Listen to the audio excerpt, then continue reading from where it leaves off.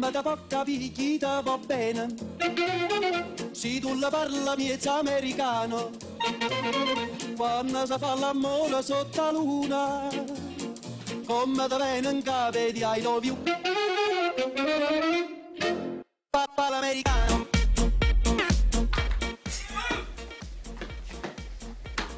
Min dejlige Napoleon den anden.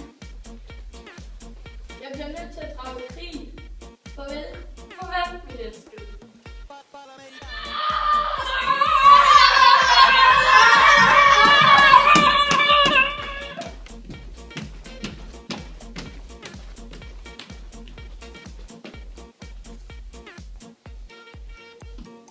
Hvad nu? Vi må drage til Rusland. Hvad der? Og vi kører med fjenderne! I år.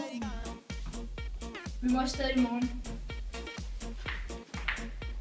Er alle våben ved at være forrettet til det store slag i morgen? Ja.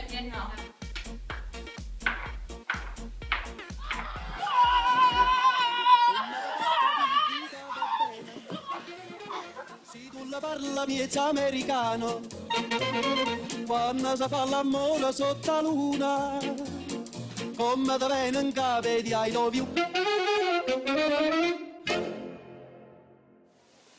Info om Napoleon Bonaparte.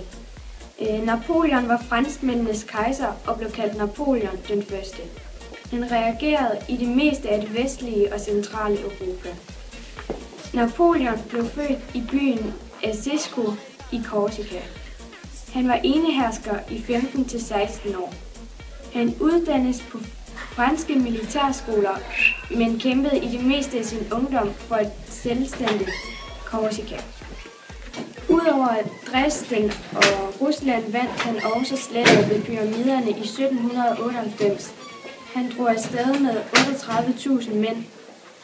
Efter slaget var der 300 døde og sårede. Napoleon fortsatte til Palæstina og mødte en helt anden modstander. Der lå han store nederlag. Napoleon valgte at trække sig fra slaget. Da han kom tilbage til Paris, blev han hyldet af hele befolkningen. Da Napoleon drog hjem fra Rusland, var der kun ca. 25.000 af de 500.000 mænd, der vendte tilbage.